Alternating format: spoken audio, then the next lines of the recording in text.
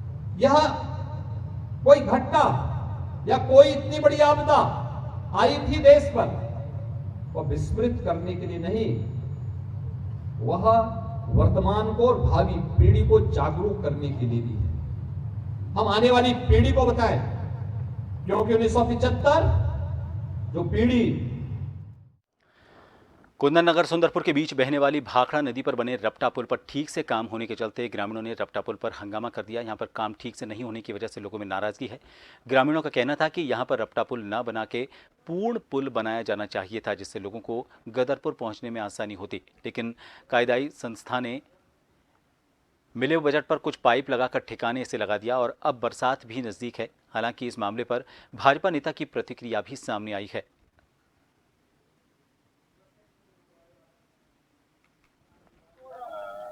हमारी सरकार में मंजूर हुआ है और ये बन रहा है, अभी निर्माणाधीन है। पहले तो ग्रामीणों को कुछ कन्फ्यूजन था कि काम पूरा हो गया है, लेकिन अभी ये काम पूरा नहीं है, काम अधूरा है।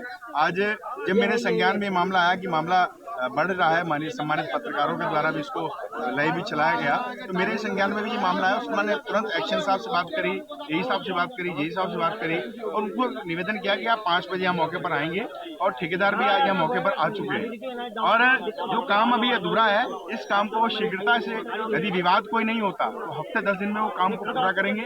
और इससे कि लेफ्ट साइड में यहाँ पर किसान ने एक ने मिट्टी डालने से रोक रखा है और उससे भी वार्ता हुई है, लेकिन अभी वो मान नहीं रहा। यदि ये विवाद निपट जाता तो मुझे लगता है हफ्ता 10 दिन में रफ्ता पुल कंप्लीट हो जाएगा। कुछ नहीं है, लोगों को सिर्फ थोड़ा कंफ्यूजन हो रहा है, काम इनकम्प्लीट है। तो जैसे कि देख रहे हैं ना, इधर जो हमको ये ढाल कंप्लीट नहीं हुआ, हमारा मिट्टी नहीं डली और इधर ब्लॉक भी नहीं बना, तो लोगों ने सोचा कि हमारा काम कंप्लीट हो गया, लेकिन काम इनकम्प्लीट है और इसी वजह से विवाद हो रहा है। अगर ये विवाद सुलझ जाए तो हमारा काम कंप्लीट हो जाएगा। तो ये कंफ्यूजन है और कुछ दिक्कत नहीं। और ऐसा कुछ भी नहीं, कोई पेमेंट नहीं, कोई कुछ नहीं है, बाकायदा इसकी टेस्टिंग होगी तब ये हम इसको पेमेंट करेंगे।